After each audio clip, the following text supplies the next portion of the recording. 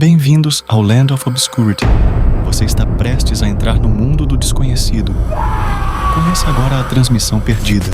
Aviso: este vídeo contém histórias perturbadoras. Assista por sua conta e risco.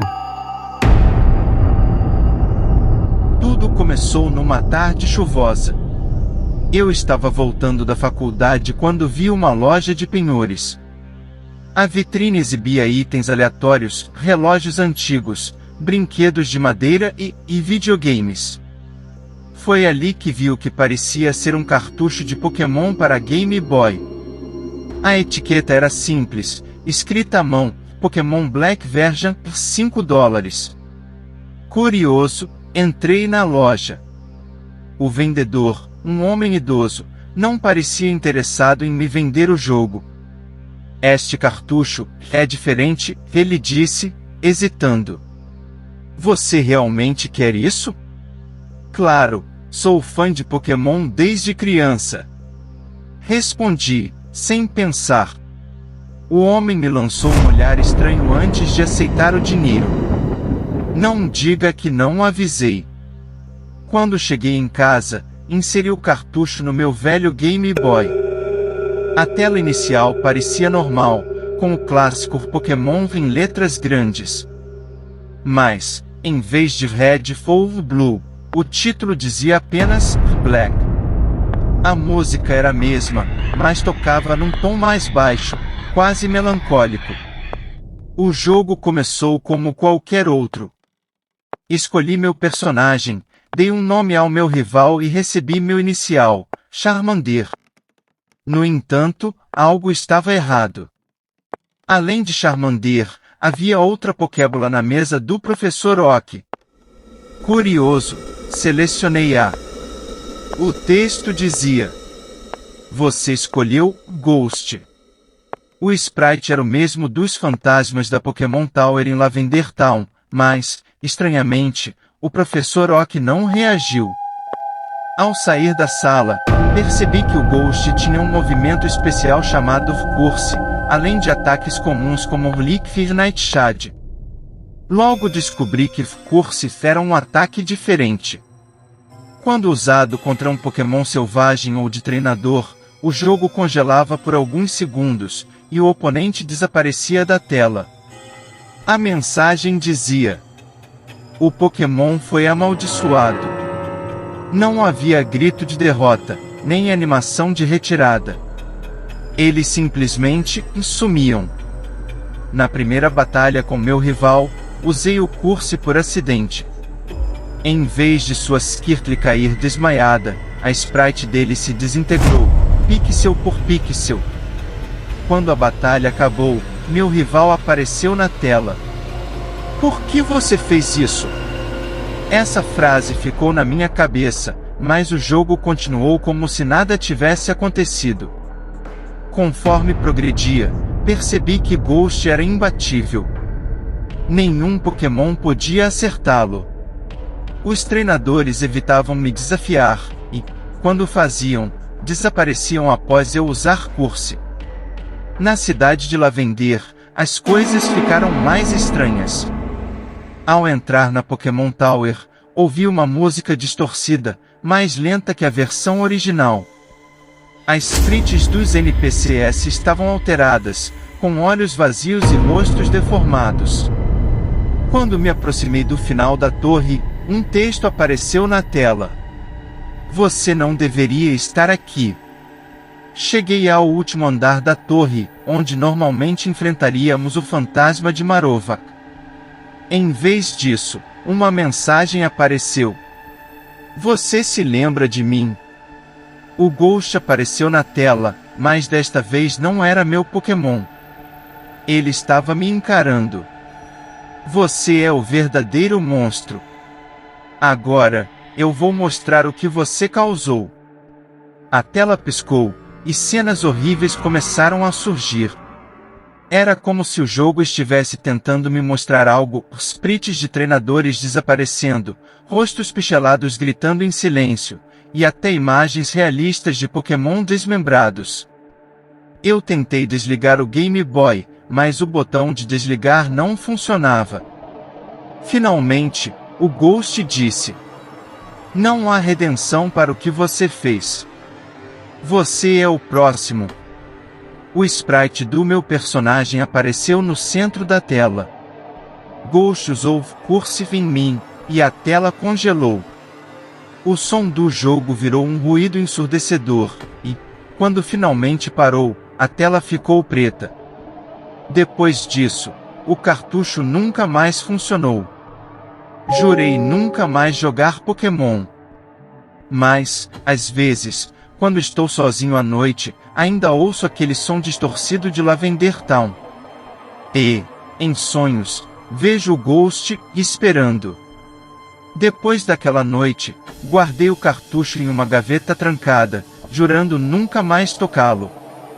No entanto, semanas depois, algo estranho aconteceu. A música distorcida de Lavender Town começou a tocar baixinho no meu quarto, mesmo sem nenhum aparelho ligado. Olhei ao redor, procurando a fonte do som. A gaveta onde eu havia trancado o cartucho estava aberta, e o Game Boy estava em cima da mesa, ligado. A tela exibia uma mensagem em letras tremidas: "Você não pode escapar." Minha respiração ficou pesada, e meus instintos me diziam para destruir aquele cartucho, mas algo me impediu. Era como se uma força invisível segurasse minhas mãos. A tela piscou, e um texto apareceu: "Volte para terminar o que começou." Antes que eu pudesse reagir, o Game Boy começou a rodar o jogo por conta própria. A tela mostrava meu personagem, ainda parado na Pokémon Tower, encarando o Ghost. Eu não sabia o que fazer, mas o controle voltou às minhas mãos. Relutantemente, comecei a jogar. O Ghost na tela parecia mais real, seus olhos negros brilhavam de forma perturbadora. Quando tentei sair da Pokémon Tower, um texto apareceu: "Não há saída." De repente, as paredes picheladas começaram a se desintegrar, revelando um vazio preto. Meu personagem começou a andar por conta própria, como se fosse guiado pelo Ghost. Cada passo parecia mais lento, mais pesado, até que ele parou em frente a um espelho. Na tela, o reflexo não era mais o sprite do personagem. Era eu. Fiquei paralisado. O jogo parecia saber como eu me sentia, como se estivesse me observando. O Ghost se aproximou do reflexo e usou Curse. A tela ficou completamente preta, e, dessa vez, uma mensagem apareceu: "Agora você pertence a mim." Desde aquela noite, coisas estranhas começaram a acontecer. O som de passos ecoava pela casa, mesmo quando eu estava sozinho. Objetos se moviam de lugar. O pior aconteceu uma madrugada, quando acordei com o Game Boy ao meu lado, ligado, exibindo a mesma frase repetidamente: "Você não pode fugir." As luzes da casa começaram a piscar, e a figura do Ghost surgiu na tela do Game Boy, olhando para mim. O som distorcido de Lavender Town encheu o quarto, aumentando de intensidade até que eu gritei. Então, silêncio. Quando as luzes pararam de piscar, o Game Boy estava desligado. Mas, na tela escura, eu podia jurar que vi os olhos do Ghost ainda me observando. Na manhã seguinte, decidi me livrar do cartucho. Peguei um martelo e quebrei o Game Boy em pedaços, mas, quando olhei para o cartucho, ele estava intacto, como se nada tivesse acontecido. Joguei-o no lixo, mas, no dia seguinte, ele reapareceu na gaveta onde eu o havia guardado inicialmente. Agora, estou escrevendo isso como um aviso. Se você encontrar um cartucho chamado Pokémon Black Version, não o toque. Não o jogue. Mas, se for tarde demais, boa sorte. Era uma noite fria e silenciosa. Lucas dirigia por uma estrada deserta, cercada por densas florestas. Ele estava voltando para casa após um longo dia de trabalho e ansiava por sua cama confortável. A única luz vinha dos faróis do carro, que iluminavam brevemente os arbustos e árvores ao redor antes de desaparecerem na escuridão. No meio do nada, Lucas avistou algo na beira da estrada, uma figura de pé, imóvel, com um terno rasgado e sujo. O homem parecia pedir carona, mas havia algo perturbador nele. Lucas hesitou, mas seu senso de humanidade falou mais alto. Ele parou o carro e abaixou o vidro. "Precisa de ajuda?" perguntou. O homem apenas olhou para ele, seus olhos eram vazios, como se toda a vida tivesse sido drenada. Lucas notou que ele fazia movimentos com a boca, mas nenhum som saía. Sentindo-se desconfortável, mas incapaz de deixar o homem ali, Lucas abriu a porta do passageiro. "Entre.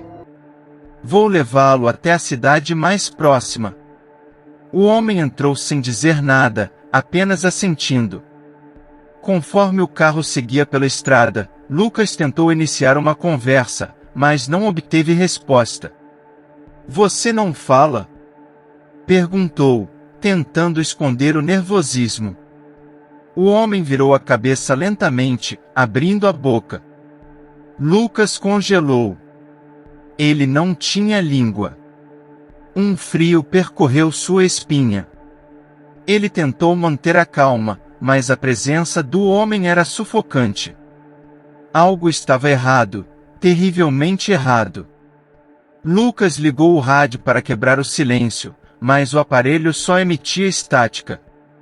Ele ajustou o dial várias vezes, até que uma voz distorcida ecoou. "Não olhe para ele. Não o deixe perceber que você sabe." Lucas desligou o rádio, o coração batendo como um tambor. Olhou de relance para o passageiro, que agora o encarava com um sorriso macabro. Os olhos do homem eram completamente negros, sem pupilas. Subitamente, o carro começou a perder potência, e os faróis piscaram antes de se apagarem completamente. O veículo parou no meio da estrada deserta. "Droga!" Lucas exclamou, tentando ligar o carro novamente. O homem sem língua simplesmente apontou para a floresta ao lado da estrada. Lucas seguiu o gesto e viu algo entre as árvores ou outras figuras. Elas estavam paradas, imóveis, todas com a mesma expressão vazia e bocas abertas, revelando a ausência de línguas. Uma sensação de pavor tomou conta de Lucas. Ele abriu a porta do carro e correu para a floresta, esperando encontrar ajuda ou, ao menos, escapar daquilo. Mas, quanto mais corria, mais perdido ficava. A floresta parecia se fechar ao seu redor, e os sussurros começaram. Vozes sem origem chamavam seu nome, acompanhadas de risadas distorcidas. Finalmente, ele parou para recuperar o fôlego e percebeu algo terrível. O homem sem língua estava parado à sua frente. "O que você quer de mim?" Lucas gritou. O homem levantou a mão, apontando para a boca de Lucas. Antes que ele pudesse reagir, sentiu uma dor insuportável. Algo forçava a abrir a boca, e ele ouviu um som horrível, como carne sendo rasgada. Ele desmaiou. Lucas acordou no meio da estrada, sozinho. O carro estava onde ele o havia deixado, mas algo estava diferente. Quando tentou falar, percebeu que não conseguia emitir nenhum som. Apavorado, ele correu até o retrovisor do carro e viu seu reflexo. Sua língua havia sido arrancada. No fundo do espelho, ele viu o homem sem língua, sorrindo. Agora, Lucas fazia parte deles. Lucas tropeçou na estrada, tentando entender o que havia acontecido. A ausência de sua língua deixava sua boca latejando, e o sabor metálico de sangue era insuportável. Enquanto olhava em volta, desesperado por ajuda, as figuras que ele havia visto na floresta começaram a surgir nas sombras. Elas se moviam lentamente, em perfeita sincronia, como se fossem controladas por uma força maior. Todos os rostos eram iguais, olhos vazios e bocas grotescamente abertas, exibindo o vazio onde deveriam estar suas línguas. No centro do grupo, estava ele, o homem sem língua. Lucas tentou correr, mas seus pés pareciam presos ao chão. Uma das figuras se aproximou, erguendo algo em suas mãos, num espelho. Lucas foi forçado a olhar para seu reflexo. No vidro, viu algo que fez seu sangue gelar, seu próprio rosto estava começando a mudar. Seus olhos estavam ficando escuros, e a pele ao redor da boca parecia esticar-se, como se estivesse sendo deformada. A voz que antes saía do rádio agora ecoava dentro de sua cabeça. Escolha, ceda ao vazio, ou passe a maldição adiante. Lucas não entendia o significado da mensagem, mas sentia que não tinha muito tempo. As figuras começaram a rodeá-lo, sussurrando palavras incompreensíveis. Mesmo sem línguas, seus sons ressoavam, preenchendo a noite com um tom ameaçador. O homem sem língua se aproximou e estendeu a mão, oferecendo algo que Lucas não queria aceitar, um pedaço de papel manchado de sangue. Com mãos trêmulas, Lucas pegou o papel e viu o que estava escrito. Para escapar, faça outro carregar o fardo. Só assim será livre. Ele entendeu o significado. A maldição só podia ser passada para outra pessoa, assim como havia sido transferida para ele. Mas quem? Enquanto refletia, os sussurros aumentaram, tornando-se gritos ensurdecedores. O homem sem língua apontou para a estrada, onde as luzes de um carro se aproximavam. Era uma nova vítima. Lucas foi deixado sozinho no asfalto, observando o carro se aproximar. Ele sabia o que precisava fazer, mas o pensamento o enojava.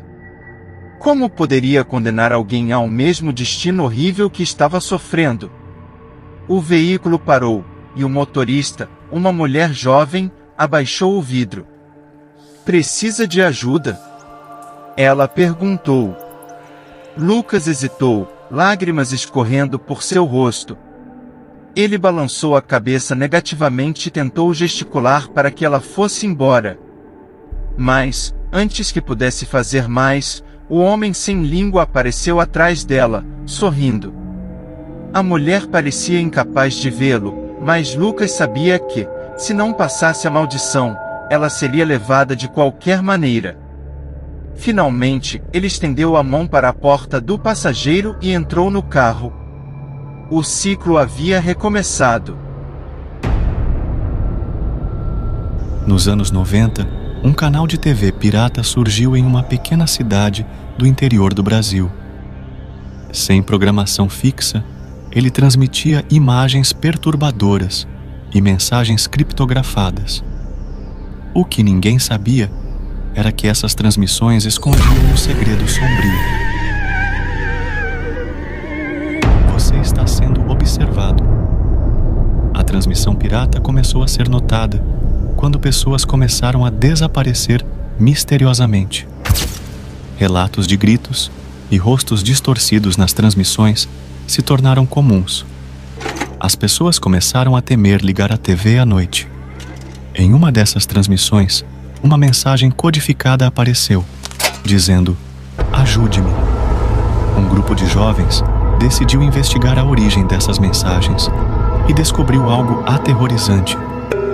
Os jovens descobriram uma sala secreta em uma casa abandonada, onde todas as transmissões eram feitas.